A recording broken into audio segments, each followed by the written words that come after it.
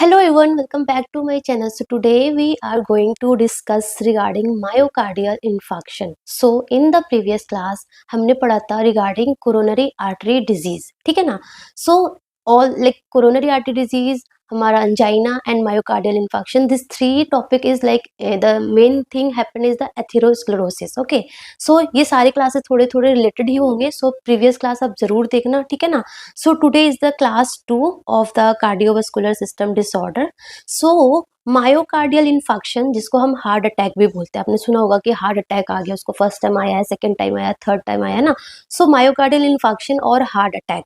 So basically क्या होता है ना, मायोकार्डियल इन्फेक्शन मतलब कि जो मायोकार्डियम है, जो हमारे हार्ट के जो मसल्स मायोकार्डियम है, उसमें क्या हो रहा है, इन्फेक्शन हो रहा है. क्यों हो रहा है? Due to prolong lack of blood supply. Of course जो हमारा मायोकार्डियम, जो हमारा मसल्स है, उसको अगर ऑक्सीजन नहीं मिलेगा, ऑक्सीजन क्यों नहीं मिलेगा? क्योंकि हमें ब्लड नहीं आ रहा. ब्लड नहीं आएगा, ऑक्सीजन नहीं मिलेगा, तो क्या होगा? सेल डेथ ही होगा. So because of the prolong lack of blood supply cause by the coronary artery blockage. Coronary artery, क्योंकि जो हमारा मायोकार्डियम को कौन सप्लाई करता है? कोरोनरी आर्टरी सप्लाई करता है. हमने पढ़ा था ना पिछली क्लास में, हमारा राइट कोरोनरी आर्टरी आती है और लेफ्ट कोरोनरी आर्टरी आती है, जो कि बेसिकली पूरे हार्ट के मसल्स को सप्लाई करता है. सो अगर कोरोनरी आर्टरी में अगर ब्लॉकेज होगा, कोरोनरी आर्टरी में अगर ब्लॉकेज होगा, तो ऑफ कोर्स हमारे मायोकार्डियम को प्रॉपर ब्लड नहीं आएगा. प्रॉपर ब्लड नहीं आएगा तो प्रॉपर ऑक्सीजन नहीं मिलेगा, तो ऑफ कोर्स क्या होगा? सेल का डेथ होगा. ठीक है ना, जिसको बोलते हैं myocardial infection.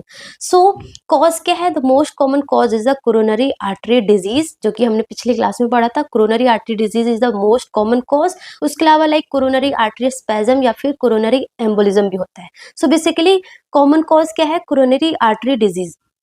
Coronary artery disease में बेसिकली क्या हो रहा है? एथेरोस्क्लेरोसिस हो रहा है. एथेरोस्क्लेरोसिस हो रहा है. उसका पूरा का पूरा मैकेनिज्म मैंने आपको पिछली क्लास में पढ़ाया था कि क्या होता है एथेरोस्क्लेरोसिस में, है ना. बेसिकली ये हमारी नॉर्मल आर्टरी है, नॉर्मल आर्टरी है. And because of any like risk factor, जैसे कि डायबिटीज हो गया, स्ट्रेस हो गया, हाइपरलिपिडीमिया हो गया, है ना, एनी रिस्क फैक्टर की वजह से क्या होगा? जो हमारी एंडोथीलियल है, जो हमारा इनर लेयर ऑफ हमारा कोरोनरी आर्टरी है, उस इनर लेयर की क्या हो गई? डैमेज हो गई. अब जैसे ही इसकी डैमेज होगा तो क्या होगा? हमारे ब्लड के थ्रू जो अभी हमारा एलडीएल, कोलेस्ट्रॉल जो भी आ रहे हैं, वो यहाँ पे आके क्या हो जाएंगे? स्टिक हो जाएंगे. अब वो जैसे ही स्टिक होंगे यहाँ पे क्या होगा? टॉक्सिन रिलीज होगा, तो वहाँ पे इन्फ्लेमेशन होगा, तो हमारे लाइक डब्ल्यूबीसी, मैक्रोफेजेस सब आएंगे, इसको खाएंगे, तो यहाँ पे क्या बनाएंगे? यहाँ पे फैटी स्ट्रीक बनाएंगे. क्या बनाएंगे? फैटी स्ट्रीक बनाएंगे, है ना. एंड फैटी स्ट्रीक धीरे धीरे धीरे धीरे धीरे धीरे और किस में कन्वर्ट हो जाएगा? प्लेक में कन्वर्ट हो जाएगा. सो वहाँ पे प्लेक बन जाएगा. एंड जैसे ही ओवर द टाइम वो प्लेक बड़ा होते होते होते वो रप्चर जैसे ही होगा, जैसे ही वो प्लेक का रप्चर होगा, तो क्या होगा? वहाँ पे ब्लड का क्लॉट जम जाएगा. ब्लड का क्लॉट जम जाएगा मतलब कि वो आर्टरी पूरी तरीके से क्या हो गई है? ब्लॉक हो गई है. वो आर्टरी पूरी तरीके से ब्लॉक हो गई, तो जब जो ब्लड आ रहा था अंदर से, जो अंदर से ब्लड आ रहा था, वो ऑफकोर्स ब्लड आगे नहीं जा पाएगा. ब्लड आगे नहीं जा पाएगा तो आगे मायोकार्डियम को ब्लड नहीं मिलेगा, ऑक्सीजन नहीं मिलेगा, तो क्या होगा? वहाँ पे जो सेल है उसका क्या हो जाएगा? डेथ हो जाएगा, जिसको बोलते हैं myocardial infection. So atherosclerosis is the like is the mechanism for coronary artery disease, and the coronary artery disease is the most common cause. ठीक है ना. एक वेरी इंपॉर्टेंट एमसीक्यू है, यहाँ से आ जाता है कि साइलेंट एमआई मतलब कि पेन भी नहीं होगा. एमआई में बेसिकली पेन होता है, सीवियर चेस्ट पेन होता है, crushing, squeezing type of pain होता है. सो कभी कभी क्या होगा? पेशेंट को पेन भी नहीं होगा एंड सडन डेथ हो जाएगी, है ना. So silent MI is commonly seen in the diabetes patient. जो डायबिटिक न्यूरोपैथी होती है ना, जो मैंने आपको डायबिटीज पढ़ाया था, डायबिटिक का कॉम्प्लिकेशन पढ़ाया था कि जो लॉन्ग टर्म कॉम्प्लिकेशन होता है, that is the diabetic retinopathy, neuropathy, nephropathy. So जो डायबिटिक न्यूरोपैथी होगा, जिसकी वजह से ऑटोनोमिक डिसफंक्शन होगा ना, ऑटोनोमिक जो हमारा इन्वॉल्व होगा, तो मतलब कि उसकी वजह से न्यूरोपैथी की वजह से क्या होगा? साइलेंट एमआई होने के चांसेस होते हैं ना. So silent MI is commonly seen in the diabetes. तो डायबिटीज जो है ना बहुत खतरनाक बीमारी है. सो प्रॉपर मैनेज करना बहुत जरूरी है ब्लड शुगर को, ठीक है ना. So silent MI is commonly seen in diabetes, ठीक है ना. सो बेसिकली हमारा मायोकार्डियल इन्फेक्शन में क्या क्लिनिकल फीचर्स देखने को मिलते हैं? सो ये हमारा रिस्क फैक्टर हो गया. हमारा मॉडिफाइबल रिस्क फैक्टर होता है, नॉन मॉडिफाइबल होता है. मॉडिफाइबल मतलब जिसको हम मॉडिफाई कर सकते हैं, जैसे कि हमारा हाइपरटेंशन हो गया, डायबिटीज मेलाइटस हो गया, स्मोकिंग हो गया, हाइपरलिपिडीमिया हो गया, ओबेसिटी हो गया, है ना, सेडेंट्री लाइफस्टाइल हो गया, है ना. एंड कुछ हमारा नॉन मॉडिफाइबल होता है, जैसे कि एज हो गया, है ना, पोस्ट मेनोपॉजल वुमेन हो गई, मेल हो गया, फैमिली हिस्ट्री ऑफ सीएडी, है ना. सो वो हमारे कुछ नॉन मॉडिफाइबल रिस्क फैक्टर होते हैं. एंड बिकॉज ऑफ दैट हमारा लाइक एंडोथेलियल इंजरी हुई एंड उसकी वजह से ये सारा प्रोसेस स्टार्ट होता है, ठीक है ना. सो अगर हम साइट की बात करें, क्योंकि एमआई डिपेंड करता है, हमने क्या बोला, हमने बोला मायोकार्डियल इन्फाक्शन, मतलब कि मायोकार्डियम का जो हमारा मायोकार्डियम जो मसल है उसका वहाँ पे इन्फाक्शन हो रहा है because of the lack of blood supply, lack of oxygen, ठीक है ना। सो ऐसा तो नहीं कि पूरा का पूरा हार्ट, पूरा का पूरा हार्ट में ही लाइक ब्लड की सप्लाई लैक हो जाएगी, ऐसा तो मतलब होगा तो ऑफकोर्स सीधा डेथ ही होगा, एंड ऐसा भी होता है। बट डिपेंड करता है कि कौन से साइड पे, मतलब जो आर्टरी, ये हमारा लेट्स सपोज ये हमारा असेंडिंग ऑर्टा है, वहां से हमारी दो ब्रांच निकली है, राइट कोरोनरी आर्टरी और हमारी लेफ्ट कोरोनरी आर्टरी, ठीक है ना। सो डिपेंड करता है कि कौन कहाँ पे क्लॉट फॉर्म हुआ है। लेट्स सपोज अगर यहाँ पे क्लॉट फॉर्म हुआ है तो ये आर्टरी ये पूरे को सप्लाई करती है, ये पूरे हार्ट मसल्स को सप्लाई कर रही थी, तो इतने पार्ट को सप्लाई नहीं कर पाएगी। तो यहाँ पे आपको जो जो पार्ट को ये सप्लाई कर रहा था, लाइक राइट वेंट्रिकल हो गया, है ना, एसे नोड हो गया, एवी नोड हो गया, सो वो वाला पार्ट, वो वाला मसल्स जो है वो इन्वॉल्व होगा, वहाँ पे आपको सिम्टम्स देखने को मिलेगा, है ना। सो ये डिपेंड करता है कि कौन से पार्ट पे क्लॉट हुआ है, कहाँ पे थ्रोम्बस हुआ है, ठीक है ना। सो अगर थ्रोम्बस जो है वो लेफ्ट मेन कोरोनरी आर्टरी में हो गया, let's suppose this is the left main coronary artery, है ना, ये हमारा राइट कोरोनरी आर्टरी है, ये हमारा लेफ्ट कोरोनरी आर्टरी है, एंड लेट्स सपोज अगर यहाँ पे ही क्लॉट फॉर्म हो गया, तो यू कैन अज्यूम, मतलब आपको देखकर ही समझ में आ रहा होगा कि अगर यहाँ पे थ्रोम्बस फॉर्म होगा तो ऑफ कोर्स ब्लड जो है वो आगे नहीं जा पाएगा। तो यानी ये पूरा का पूरा पार्ट, जो ये पूरा हमारा लेफ्ट वेंट्रिकल, ये जो पूरा सेप्टम, जो पूरा एंटीरियर वॉल को जब सप्लाई कर रहा था, ये पूरा एरिया को, ये पूरा मायोकार्डियम को ब्लड सप्लाई नहीं होगा, तो यू कैन एज्यूम कि कितना बड़ा डेंजरस हो सकता है ना। सो थ्रोम्बस, ये यहाँ से एमसीक्यू आता है। सो आपको याद करना है कि अगर thrombus of the left main coronary artery में हुआ, so it lead to extensive anterior wall MI, extensive anterior wall MI. क्यों?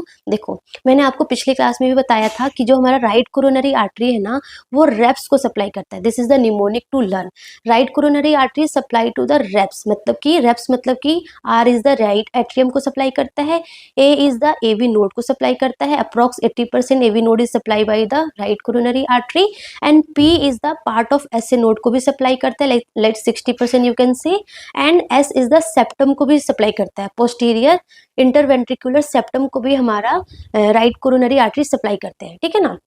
ऐसे ही जो हमारा लेफ्ट कोरोनरी आर्टरी है, sorry this is the left coronary artery, जो लेफ्ट कोरोनरी आर्टरी है ना, left coronary artery supply to left, left मतलब कि लेफ्ट एट्रियम को सप्लाई करता है, एंटीरियर वॉल को सप्लाई करता है, जो हमारा लेफ्ट एंटीरियर डिसेंडिंग आर्टरी है, आगे मैं दिखाऊंगी। ये जो हमारा है ना लेफ्ट कोरोनरी आर्टरी, वो फर्दर दो ब्रांच में कन्वर्ट होता है। First is the circumflex artery and second is the हमारा लेफ्ट एंटीरियर डिसेंडिंग आर्टरी, है ना, दो दो ब्रांच में। राइट कोरोनरी आर्टरी हमारे दो ब्रांच में डिवाइड होते हैं, ऐसे ही लेफ्ट कोरोनरी आर्टरी हमारा left circumflex artery and left anterior descending artery में डिवाइड हो जाते हैं, ठीक है ना। सो अगर एंटीरियर वॉल को ये सप्लाई करता है basically left anterior descending artery, and part of septum को भी, एंटीरियर सेप्टम को भी सप्लाई करता है, and side wall of left ventricle, side wall of left ventricle को भी सप्लाई करता है हमारा left coronary artery, basically left circumflex artery. जो हमारा लेफ्ट सर्कमफ्लेक्स आर्टरी है ना, वो हमारे left border of wall left ventricle को सप्लाई करता है, ठीक है ना। सो अगर thrombus in the left circumflex artery में होगा, तो मैंने क्या बोला कि ये जो हमारा सर्कमफ्लेक्स आर्टरी है वो कहाँ सप्लाई करता है, side wall of left ventricle. तो बेसिकली कौन सा होगा, लेटरल वॉल एमआई देखने को मिलेगा, है ना, मतलब कि लेटरल वॉल में मायोकार्डियल इन्फेक्शन हुआ है। ऐसे ही अगर thrombus in the left anterior descending artery में होगा, लेफ्ट एंटीरियर डिसेंडिंग आर्टरी में होगा, मतलब कि this left anterior descending artery में होगा, तो कौन सा एमआई देखने को मिलेगा, एंटीरियर वॉल एमआई देखने को मिलेगा। ऐसे ही अगर septum thrombus in the septal branch में होगा तो सेप्टल एमआई देखने को मिलेगा, सेप्टम वाला पार्ट लाइक इन्फेक्शन होगा। ऐसे ही अगर thrombus in the right coronary artery में हो गया तो पूरा का पूरा इन्फीरियर वॉल सप्लाई करता है ना, तो इन्फीरियर वॉल एमआई देखने को मिलेगा। अगर थ्रोम्बस जो है वो पोस्टीरियर डिसेंडिंग आर्टरी में हो गया तो पोस्टीरियर वॉल एमआई देखने को मिलेगा, ठीक है ना। सो वेरी वेरी इंपॉर्टेंट, यहाँ से एक एमसीक्यू आता है कि most dangerous MI, like most dangerous MI का साइट कौन सा है, या फिर मोस्ट मोर्टेलिटी, जिसमें मोर्टेलिटी बहुत ज़्यादा चांसेस होता है, that is the thrombus in the left main coronary artery. अगर जो है जो लेफ्ट कोरोनरी आर्टरी के ब्रांच, जो मेन ब्रांच में ही अगर थ्रोम्बस हो जाएगा तो एक्सटेंसिव डैमेज नहीं होगा, पूरा का पूरा ये मसल्स ही पूरा यहाँ पे सप्लाई नहीं होगा, तो दिस इज द एक्सटेंसिव, है ना, एक्सटेंसिव एंटीरियर वॉल एमआई होगा, and this is the most mortality and most dangerous MI, ठीक है ना। एंड जो मोस्ट कॉमन साइट है जहाँ पे एम आई होने को, anterior wall M I is the most common, like most common M I is the anterior wall, जिसकी कब होता है, अगर thrombus in the left anterior descending artery में हो। Okay, so if the thrombus in the left anterior descending artery, this is the most common site. So अगर exam में आया कि most common site for thrombus, so answer is the left anterior descending artery, और most common M I is the anterior wall M I, और left anterior descending artery में सबसे ज्यादा chances होता है ब्लॉकेज होने का, है ना। जो लेफ्ट एंटीरियर डिसेंडिंग आर्टरी है उसमें सबसे ज्यादा चांसेस होता है क्लॉट फॉर्मेशन होने का, ठीक है ना। सो हमारा ईसीजी भी, लाइक ईसीजी को देखकर भी हम पता लगा सकते हैं कि कौन सी साइड पे ब्लॉकेज हुई है, कौन सी साइड पे हमारा इन्फेक्शन हुआ है। सो ईसीजी पे पता चल सकता है, जैसे कि हमारा जो हमारा चेस्ट लीड होते हैं V1 V2 V3, सो V1 V2 है ना। सो V1 V2 बेसिकली जो हमारा सेप्टल एम आई में, जैसे कि अगर ST एलिवेशन है हमारा V1 V2 लीड में, मतलब कि हमारा सेप्टल वॉल एम आई हुआ है ना। ऐसे ही हमारा जो V3 V4 है, V3 V4 मान लो लेट्स सपोज यहाँ पे है, सो V3 V4 बेसिकली हमारा एंटीरियर वॉल एम आई बताएगा, है ना। एंटीरियर वॉल एम आई मतलब कि basically left anterior descending artery में इन्फेक्शन होगा, वहाँ पे थ्रोम्बस होगा तो एंटीरियर वॉल एम आई होता है। सो V3 V4 लीड में दिखेगा, लाइक V3 V4 लीड में आपको ST एलिवेशन या फिर T वेव इन्वर्जन वगैरह दिखेगा। ऐसे ही अगर V5 V6 लीड होगा, जो हमारे पोस्टीरियर सरफेस में होता है V5 V6, सो बेसिकली ये हमें लेटरल वॉल एमआई बताएगा, है ना। लेटरल वॉल एमआई में हमारा V5 V6 में चेंजेस दिखने को मिलेगा, है ना, जैसे कि लेफ्ट सर्कमफ्लेक्स आर्टरी या फिर लेफ्ट वॉल एमआई में, ठीक है। सो ये हमारा ECG फाइंडिंग भी हमें बताता है कि कौन से साइट में एमआई हुआ है, ठीक है ना। सो सिम्टम्स की बात करें, सो मायोकार्डियल इन्फेक्शन में सिम्टम्स वही सिम्टम्स होंगे जो हमारा लाइक CAD, मतलब कि पेशेंट को क्या होगा, पेन होगा इन द चेस्ट, एंड जो पेन होगा ना, that pain is like the crushing, squeezing, ऐसे प्रेशर वाला पेन होगा। तो जो पेशेंट है ना वो क्या करेंगे, वो अपने चेस्ट को ऐसे क्लंच करेंगे विद द फिस्ट, एंड बोलेंगे मुझे यहाँ पे बहुत पेन हो रहा है, स्क्वीजिंग वाला पेन हो रहा है, क्रशिंग वाला पेन हो रहा है, and that is known as Levine sign, ठीक है ना। एंड जो पेन है ना वो रेडिएट होगा टुवर्ड्स द लाइक नेक के तरफ, शोल्डर की तरफ, लेफ्ट आर्म या फिर राइट की तरफ भी हो सकता है ना। सो वो रेडिएट होता है pain is radiate to like arm, neck, jaw, shoulder और बैक, ठीक है। उसके अलावा लाइक डायफोरेसिस होगा, लाइक पेशेंट जो है वो AC में है, स्टिल उसको ऐसे पसीने आ रहे हैं, फोरहेड पे पूरा पसीना आ रहा है, सो डायफोरेसिस होगा। डिस्पनिया ऑन एक्सर्शन होगा, लाइक कि वो बोलेगा कि मैं इवन अपना ड्रेस भी पहनता हूँ ना, मुझे ऐसे थकावट सी हो जाती है, डिस्पनिया होने लगता है ना, डिस्पनिया ऑन एक्सर्शन होता है, टैकीकार्डिया होगा। सो ये सिम्टम्स देखने को मिलेंगे, ठीक है ना। सो अगर पेशेंट इस सिम्टम्स के साथ आता है तो हम डायग्नोस्टिक स्टडीज करेंगे। सबसे पहला जो फर्स्ट स्टडी है दैट इज द ECG करेंगे, है ना। ECG करेंगे, ECG में हमें क्या क्या फाइंडिंग देखने को मिलेगा। ECG में हमें या तो हाइपर एक्यूट T वेव दिखने को मिल सकता है, फर्स्ट साइन यही होता है ना, हाइपर एक्यूट T वेव। ये हमारा P वेव है, हमारा QRST, है ना, ये हमारा T वेव हो गया। सो इसमें आपको क्या दिखेगा, हाइपर एक्यूट T वेव दिखेगा, हाइपर एक्यूट T वेव मिलेगा, है ना, first sign hyper acute T wave हो सकता है। Then second ST wave elevation हो सकता है ना। ST वेव एलिवेशन हो सकता है, PQRST हमारा ST वेव एलिवेशन होगा, है ना। सो ST वेव एलिवेशन होगा। सो ST wave elevation, sorry, ST wave elevation जो है ना, जो हमारा ST वेव एलिवेशन है, बेसिकली हमारा जो मायोकार्डियल इन्फेक्शन है ना वो हमारा दो है, या तो एस्टेमी होगा, ST एलिवेशन MI होगा, या फिर नॉन ST एलिवेशन MI होगा, ठीक है ना। सो स्टेमी हो गया या फिर नॉन स्टेमी हो गया, ठीक है। सो हमारा ST एलिवेशन MI हो गया। सो ST एलिवेशन देखने को मिलेगा, ST वेव एलिवेशन होगा like more than 2 mm in male और more than 1.5 ml in the female. So ST wave elevation हो गया। उसके अलावा लाइक अगर T वेव इन्वर्जन होगा, मतलब कि वो नॉन ST एलिवेशन MI है, T वेव इन्वर्जन या फिर ST डिप्रेशन हो सकता है, सो वो नॉन ST एलिवेशन MI है।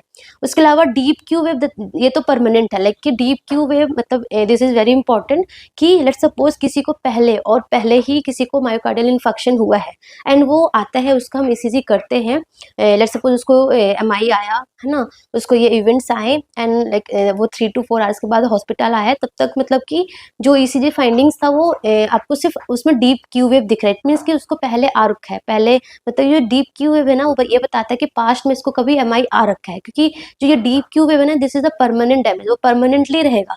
ये जो हाइपर एक्यूट T वेव हो गया, ST वेव एलिवेशन हो गया, T वेव इन्वर्जन हो गया, ये एक टाइम के बाद ये डिसअपियर हो जाएंगे, but deep Q wave will leave permanently, है ना। सो परमानेंट सेल डेथ बताता है और ये परमानेंटली ये ECG फाइंडिंग्स आपको दिखेगा। सो ये क्या बताता है, ओल्ड MI या फिर पास्ट में कभी MI हुआ है ये बताता है, ठीक है ना। सो ये हमारा ECG first is the ECG। But ECG भी ईसीजी हमने किया है ना, लेट सपोज हमारा हमने अभी पढ़ा ना कि ये हमें साइट भी बताता है, ECG also tell the site कि लेट सपोज अगर हमारा V1 V2 लीड में आपको टी वेव, आपको हाइपर एक्यूट टी वेव दिख रहा है, इट मीन सेप्टल एमआई हो रखा होगा, है ना, सेप्टल एमआई हो रखा होगा। बट समटाइम्स की जो हमारा ECG finding is not that much accurate, so हम ईसीजी पे जस्ट रिलाई नहीं कर सकते। ईसीजी के बाद हमारा सेकंड टेस्ट होता है, दैट इज द ट्रॉप आई। हम ट्रोपोनिन आई करते हैं, ट्रॉप आई करते हैं। ट्रॉप आई में हम क्या करते हैं कि जो ट्रॉप आई की जो नॉर्मल वैल्यू है ना, दैट इज अराउंड 0.04 से कम होना चाहिए। ट्रॉप आई की, ट्रोपोनिन आई की जो नॉर्मल वैल्यू है, that is the less than 0.04 nanogram पर लीटर, ठीक है ना। बट पेशेंट को आते आते मतलब आफ्टर जो ट्रॉप आई की वैल्यू अगर डबल हुई, ट्रिपल हुई या फाइव टाइम्स हो गई, so it is the indicator कि एमआई हुआ है। सो फर्स्ट टेस्ट जो हम करेंगे ना, that is the ECG. ECG is the first test. अगर पेशेंट इस पेन के साथ आता है, so in MI, in coronary artery disease, हम जो फर्स्ट टेस्ट करेंगे that is the ECG of course. But the best test जो बोले या फिर investigation of choice for MI is the trop I. Trop I अगर 2 टाइम्स एलिवेटेड है, let's suppose patient का जो ट्रॉप आई की जो वैल्यू है वो 0.09 नैनोग्राम पर लीटर है, it means there is high chance कि उसको एमआई है ना, मतलब ये कंफर्म बोल सकते हो आप। So this is the best test और the investigation of choice for MI is the trop I, अगर वो डबल है या फिर ट्रिपल है या 4 टाइम्स है, जो भी है, ठीक है ना। सो एमसीक्यू यहाँ से आता है कि विच इज द स्पेसिफिक और सेंसिटिव मार्कर फॉर एमआई, या फिर best test for MI for, या फिर investigation of choice for MI is the trop I. क्या है वो? Trop I. Trop I is the best test, ठीक है ना। सो ट्रॉप आई ना बेसिकली कब एलिवेट होता है? Like after 3 hours. After 3 hours के बाद जो है वो ट्रॉप आई जो है वो एलिवेट होता है। जैसे कि जैसे ही उसको इवेंट्स आए, जैसे उसको कोरोनरी इवेंट्स आए, उसको मायोकार्डियल इन्फेक्शन हुआ, सो लाइक आफ्टर 3 आवर्स ट्रॉप आई जो है, ट्रॉप आई की जो वैल्यू है वो एलिवेट हो जाएगी, ठीक है ना। बिफोर 3 आवर्स नहीं होती, आफ्टर 3 आवर्स के बाद ही ट्रॉप आई की वैल्यू एलिवेट होता है। End of course in India में पेशेंट को हॉस्पिटल में आते आते 3 आवर्स तो लग ही जाते हैं, ठीक है ना। उसके बाद थर्ड टेस्ट हमारा है CPK-MB। CPK-MB क्या है? This is the creatinine phosphokinase myocardial band, है ना। सो CPK-MB ना, CPK-MB जो बेसिकली ना 4 to 6 आवर्स के बाद राइज होता है, मतलब विद इन 4 to 6 आवर्स में राइज होता है। आफ्टर 3 आवर्स मतलब कि 4 to 6 आवर्स में राइज होता है। एंड मतलब ये जैसे ही ये राइज हुआ तुरंत फट से ये डिसअपियर भी हो जाता है, 2 से 3 दिन में डिसअपियर भी हो जाता है।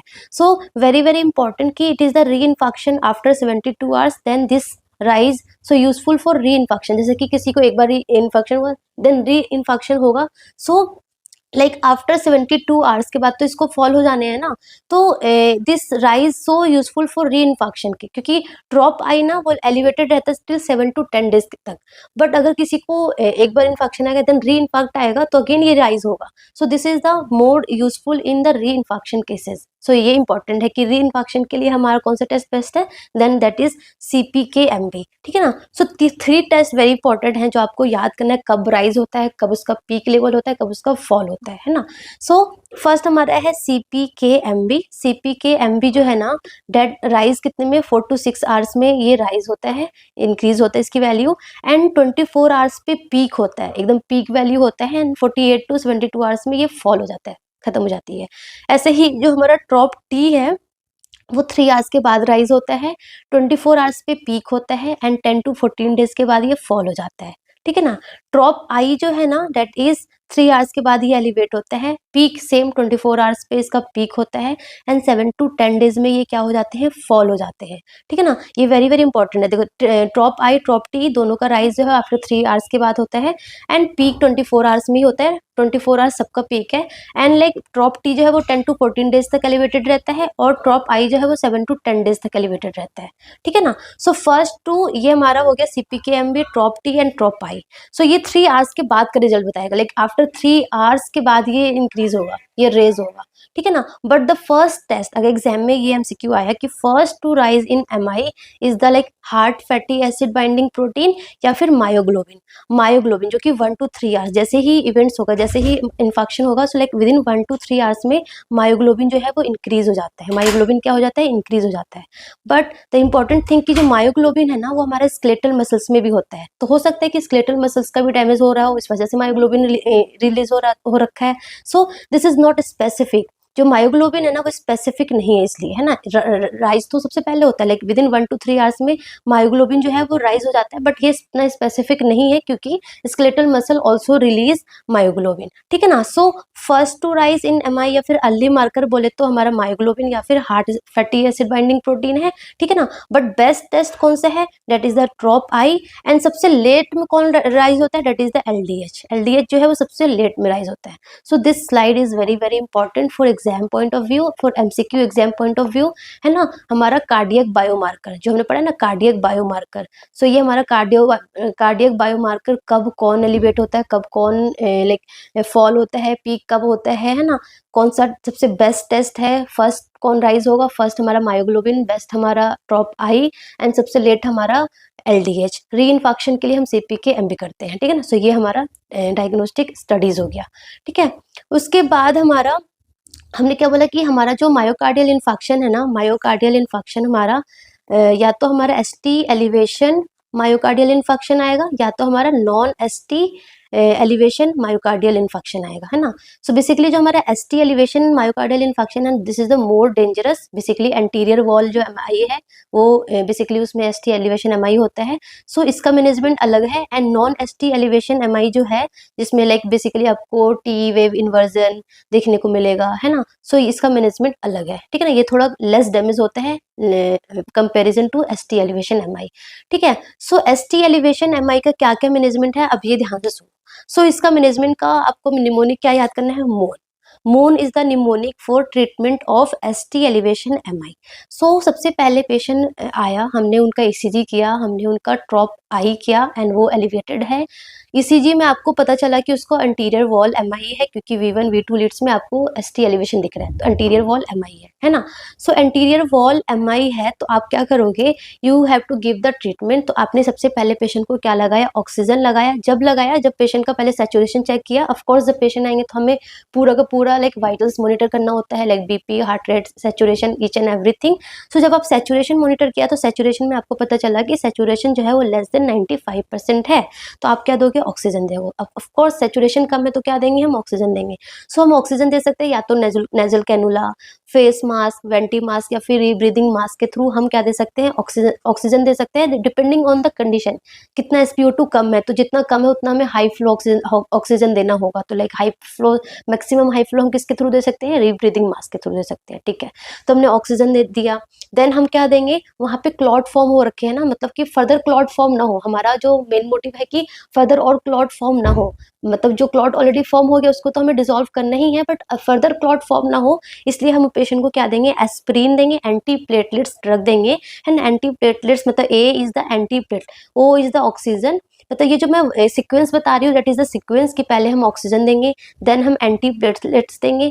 मोन is the mnemonic to learn कि क्या क्या देंगे, बट द सीक्वेंस इज कि फर्स्ट हम उसको ऑक्सीजन दे दिया, सेकेंड हमने उनको एंटी प्लेटलेट्स ड्रग्स दिया। एंटी प्लेटलेट्स में बेसिकली हम डुअल एंटी प्लेटलेट्स ड्रग देते हैं, डुअल एंटी प्लेटलेट्स थेरेपी देते हैं, जो कि मैंने आपको जब स्ट्रोक पढ़ाया था तभी भी बताया था कि हम डुअल एंटी प्लेटलेट्स थेरेपी देते हैं। सो डुअल में हम 2 एंटी प्लेटलेट देते हैं। तो फर्स्ट हम एस्पिरिन देंगे 300 mg च्यूबल के फॉर्म में, है ना। क्रश टैबलेट देंगे बक्कल म्यूकोजा के अंदर, सो दैट जल्दी से एब्जॉर्प्शन हो जाए, जल्दी से उसका एक्शन हो जाए।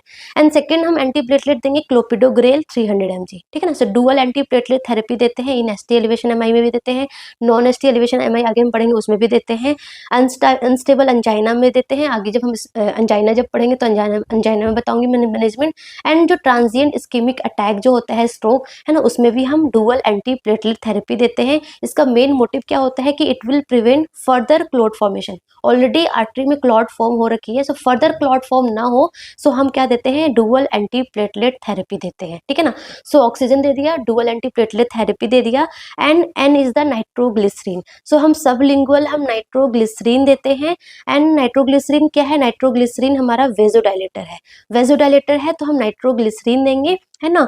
And but it is contraindicated in if the systolic blood pressure is less than 80 mm of Hg। Of course क्योंकि ये वेजोडाइलेटर है ना, वेसल्स को डायलेट कर रही है, तो ऑलरेडी अगर सिस्टोलिक ब्लड प्रेशर कम है तो ऑफ कोर्स हम वेजोडाइलेटर नहीं देंगे, ठीक है ना। सो सबलिंगुअल नाइट्रोग्लिसरीन देते हैं।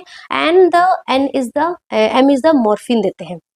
सो मॉर्फिन देते हैं 3 mg intravenous. So morphine basically क्यों देते हैं? फर्स्ट ऑफ ऑल मॉर्फिन क्या करेगा, ऑक्सीजन कंजप्शन जो है वो डिक्रीज करेगा, सेल का ऑक्सीजन कंजप्शन डिक्रीज करेगा, तो जिसकी वजह से इन्फैक्ट जो है वो और थोड़ा कम होंगे और इन्फैक्ट नहीं बढ़ेगा।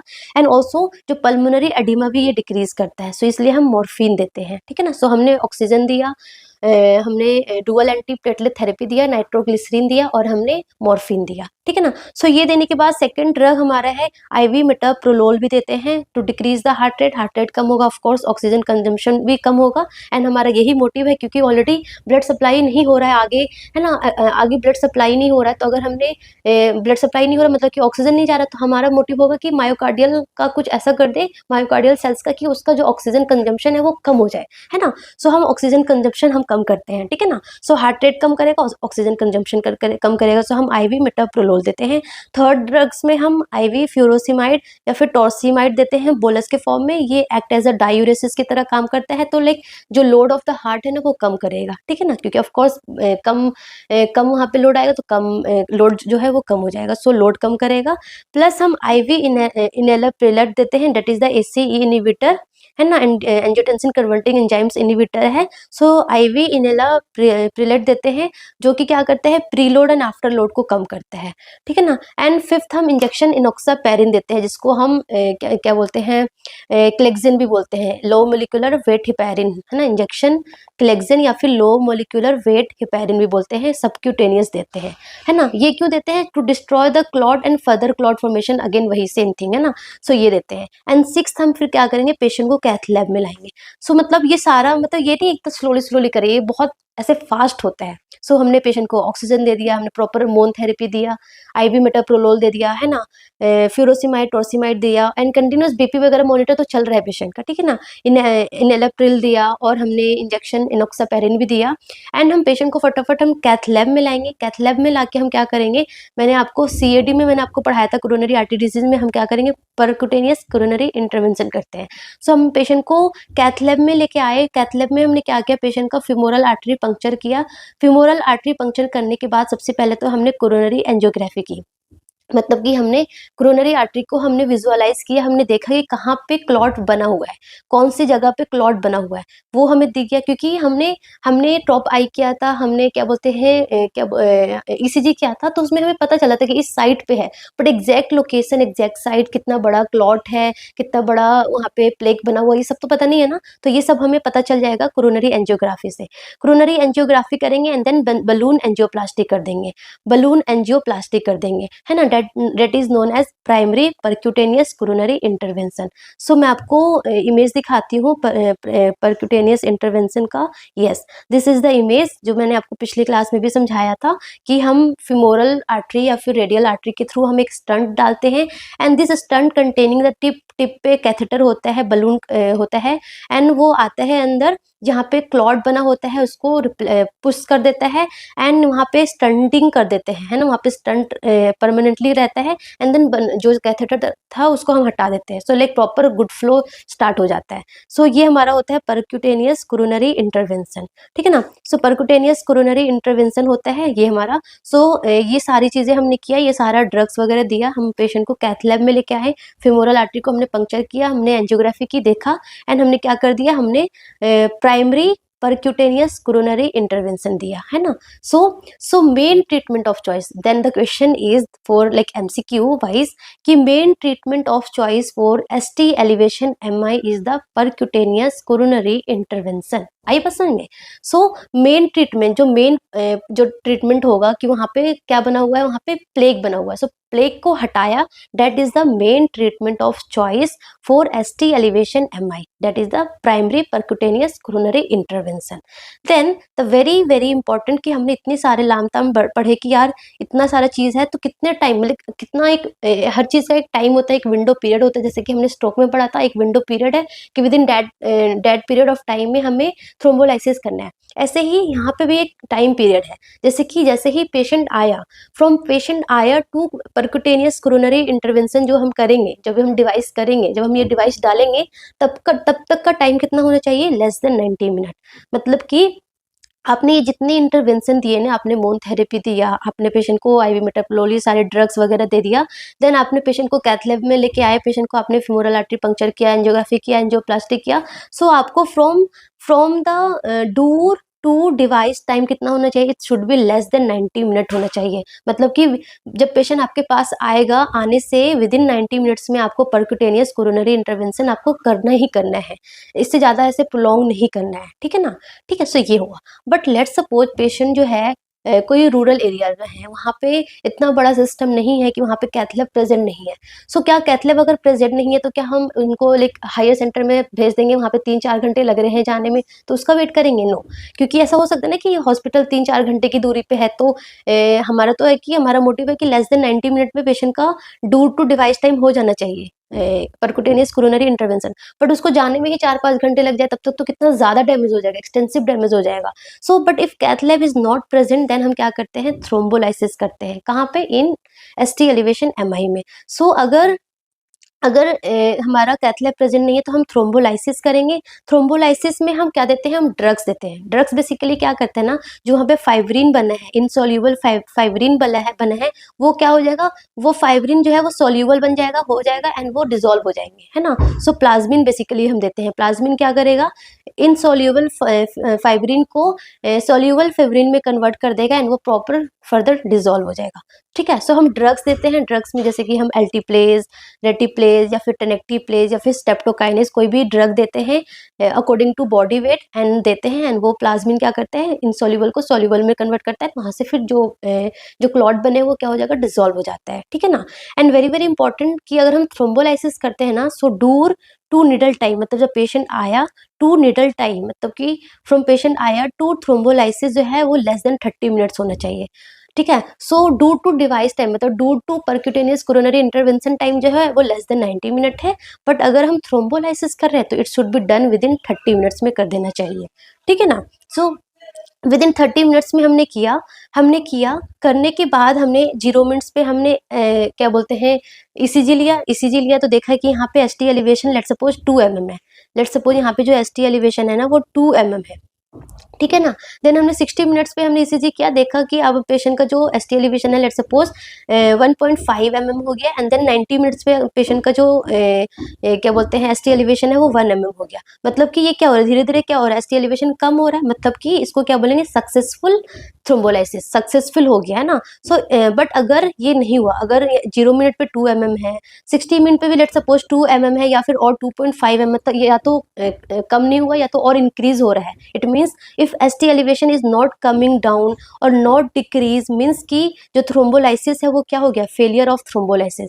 सो अगर फेलियर ऑफ थ्रोम्बोलाइसिस होगा, सो इन दैट केस हमें पेशेंट को अगेन कैथ लैब में ही लाना पड़ेगा। हमें पेशेंट को कैथ लैब में लाना है, और हमें वहाँ पे क्या करना है? परक्यूटेनियस कोरोनरी इंटरवेंशन करना है, जिसको बोलते हैं rescue percutaneous coronary intervention. And इसको हम कब करते हैं? Should be done in 90 minute after thrombolysis. Thrombolysis में नहीं पेशेंट सक्सेसफुल हुआ, देन हम परक्यूटेनियस कोरोनरी इंटरवेंशन करेंगे, एंड इनके बीच में टाइम कितना होना चाहिए? विद इन 90 मिनट में हो जाना चाहिए, ठीक है ना? सो वेरी सिंपल थिंग अगर मैं बोलूँ एसटी एलिवेशन का, सो एसटी एलिवेशन एमआई में हमने क्या किया? हमने या तो अगर कैथ लैब प्रेजेंट है तो हमने पेशेंट का वो प्रॉपर मोन थेरेपी सब कुछ दिया, तो हम यहाँ पे क्या करेंगे? परक्यूटेनियस कोरोनरी इंटरवेंशन देंगे विद इन 90 मिनट्स में। बट अगर कैथ लैब प्रेजेंट नहीं है तो हम क्या करेंगे? थ्रोम्बोलाइसिस करेंगे विद इन 30 मिनट्स में। बट अगर थ्रोम्बोलाइसिस करने के बाद वो सक्सेसफुल नहीं हुआ, सक्सेसफुल कैसे पता चलेगा? कि अगर एसटी एलिवेशन कम होने लग जाएंगे तो। बट अगर एसटी एलिवेशन डाउन नहीं हो रहा है, इट मीन्स ये अनसक्सेसफुल है। अगर अनसक्सेसफुल है तो हम क्या करेंगे? परक्यूटेनियस कोरोनरी इंटरवेंशन करेंगे, and it should be done like with in 90 minutes में हो जाना चाहिए, ठीक है? सो ये हमारा मैनेजमेंट प्रोटोकॉल है फॉर एसटी एलिवेशन एमआई का, ठीक है? सो ये हो गया हमारा एसटी एलिवेशन एमआई कि कब करना है थ्रोम्बोलाइसिस, या फिर the main treatment of choice is the percutaneous coronary intervention is the main treatment of choice. But the second thing is the non ST elevation MI. Non ST elevation MI कब बोलेंगे? Patient का sign तो वही है, like लवाइन sign होगा, dyspnoea on exertion होगा, diaphoresis होगा। Then हम ईसीजी करेंगे। ईसीजी हमने किया फर्स्ट टेस्ट, तो पेशेंट का क्या आया है? टी वेव इन्वर्जन आया है। एस टी एलिवेशन नहीं आया, क्या है, टी वेव इन्वर्जन आया है ना। So S T elevation not present, T wave inversion है। हमने क्या किया, हमने ट्रॉप आई किया। सो ट्रॉप आई क्या आया है 0.08 and you know 0.04 is nanogram पर litre is the normal value. मतलब क्या है, डबल है, डबल है मतलब क्या है, एम आई है ना। सो मतलब ट्रॉप आई एलिवेटेड है, ईसीजी में टी वेव इन्वर्जन है, तो मतलब क्या है, पेशेंट को non S T elevation M I है। सो इसका जो ट्रीटमेंट है दैट इज द एवीई मोन। उसमें क्या था, मोन था एंड सारे हमने ड्रग्स दिया था, देन हमने परक्यूटेनियस कोरोनरी इंटरवेंशन किया था अगर कैथलेब प्रेजेंट था। कैथलेब नहीं था तो हमने थ्रोम्बोलाइसिस किया, थ्रोम्बोलाइसिस किया unsuccessful, then again percutaneous coronary intervention दिया।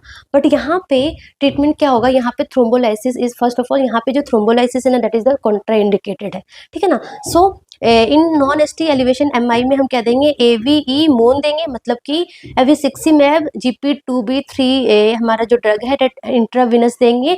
वो क्या करेगा, प्लेटलेट इनहिबिशन करेगा, है ना, प्लेटलेट को वहाँ पे इनहिबिट करेगा आने से, ठीक है। सेकेंड ड्रग हम क्या देंगे, बीटा ब्लॉकर देंगे, उसमें हम IV मेटाप्रोलोल देंगे, अगेन वो ऑक्सीजन कम, हार्ट रेट कम करेगा और ऑक्सीजन कंजम्पशन कम करेगा, ठीक है ना। ई इज द इनॉक्सापैरिन हम देंगे सबक्यूटेनियस, इसको हम क्लेक्सेन भी बोलते हैं, क्लेक्सेन भी बोलते हैं, इंजेक्शन क्लेक्सेन या फिर injection low molecular weight heparin देंगे सबक्यूटेनियस, ठीक है। M is same like morphine देंगे, ऑक्सीजन देंगे, aspirin, clopidogrel, dual antiplatelet therapy देंगे, पढ़ा था ना मैंने पिछले क्लास में वही, और नाइट्रोग्लिसरीन इंट्राविनस देंगे, ठीक है ना। सो एबीई मोन करेंगे, एबीई मोन करने के बाद हम देखेंगे कि पेशेंट का सैचुरेशन, पेशेंट का बीपी नॉर्मल है कि नहीं है। सो अगर लेट्स सपोज पेशेंट का सैचुरेशन जो है वो कम होता जा रहा है, डिक्रीज होता जा रहा है, पेशेंट का बीपी जो है धीरे धीरे और फॉल होता जा रहा है, फॉल होता जा रहा है, एंड जब आप ऑस्कल्टेट करोगे तो क्रैप्ट आपको पॉजिटिव है ना दिखे, सुनने को मिलेगा। तो इट मीन्स कि जो आपने एबीई मोन जो थेरेपी दिया वो क्या हुआ है, फेलियर हो गया है ना, not responding, not responding. So if it is not responding then आप क्या करोगे, you will do delay PCI। तब आप क्या करेंगे, यहाँ पे हम परक्यूटेनियस कोरोनरी इंटरवेंशन देंगे, that is known as delay. Delay क्यों बोला, क्योंकि पहले हमने एबीई मोन थेरेपी दिया, वो रिस्पॉन्ड नहीं हुआ, देन हमने क्या दिया, PCI दिया, इसलिए हम यहाँ पे बोलते हैं डिले मोन, डिले PCI, सॉरी, ठीक है ना। सो हम परक्यूटेनियस कोरोनरी इंटरवेंशन करेंगे, ठीक है। वेरी इंपॉर्टेंट यहाँ पे है कि drug of choice for non S T elevation M I is the IV nitroglycerin. ये क्या करता है, मोर्टेलिटी कम करता है, ठीक है ना। सो हम जो IV नाइट्रोग्लिसरीन दे रहे थे ना, ये क्या है, this is the drug of choice for non S T elevation M I, ठीक है। सो ये हमारा हुआ फेलियर टू रिस्पॉन्ड में हमने ये किया। सो S T elevation M I में हमारा अलग था सिनेरियो, है ना। हमने पूरा लाइक वो मोन थेरेपी दिया, IV मेटाप्रोलोल, फ्यूरोसमाइड वगैरह दिया, देन हमने कैथलेब में पेशेंट को लेके गए, अगर कैथलेब प्रेजेंट था तब हम वहाँ पे हमने पेशेंट को परक्यूटेनियस कोरोनरी इंटरवेंशन दिया। बट अगर कैथलेब प्रेजेंट नहीं तो हम थ्रोम्बोलाइसिस करेंगे विद इन 30 मिनट्स में। थ्रोम्बोलाइसिस अगर फेल होगा, अनसक्सेसफुल होगा, देन हम क्या करेंगे, हम परक्यूटेनियस कोरोनरी इंटरवेंशन करेंगे। But in non S T elevation में हमने एबीई मोन दिया एंड वो patient is not responding for that, तो हम क्या करेंगे, डिले परक्यूटेनियस कोरोनरी इंटरवेंशन करेंगे, यहाँ पे थ्रोम्बोलाइसिस नहीं करते हैं, ठीक है। सो दिस इज रिगार्डिंग हमारा एसटी एलिवेशन एमआई का मैनेजमेंट हो गया और नॉन एसटी एलिवेशन एमआई का मैनेजमेंट हो गया। Then coming to the complication of myocardial infection के क्या क्या कॉम्प्लिकेशन होते हैं। So like arrhythmias most common, heart failure हो सकता है, पल्मोनरी एडीमा हो सकता है, इसलिए हम मॉर्फिन भी देते हैं, आपने देखा होगा, है ना। कार्डियोजेनिक शॉक हो सकता है, माइट्रल वेल्व इनसफिशियंसी हो सकता है, pericarditis, ventricular rupture and Dressler syndrome. This is important.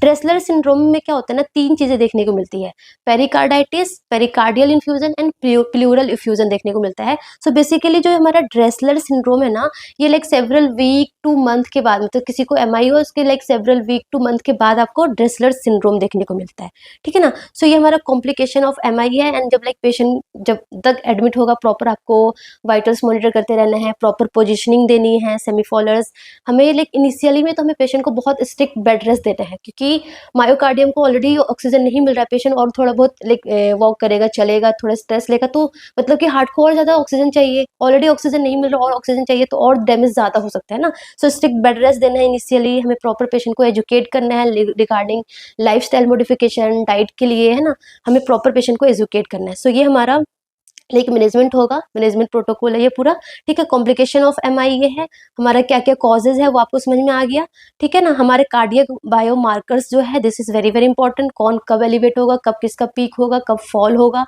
The best test कौन है, trop I is the best test हो गया, या treatment of choice, specific, sensitive marker, very time many times questions come from this topic की specific और sensitive bio cardiac marker, best investigation of choice for M I है ना, so that is the trop I, ठीक है ना। First is the ECG, best is the trop I, and the last जो value increase होती है that is the L D H की, और जो फर्स्ट अर्ली मार्कर है that is the myoglobin, but myoglobin is not specific क्योंकि ये हमारे स्केलेटल मसल्स भी रिलीज करते हैं इसलिए, ठीक है। So that's all about today for regarding myocardial infection. So in the next video we will study regarding angina, various type of angina and their management. Okay, so that's all about today. Thank you so much. All the best.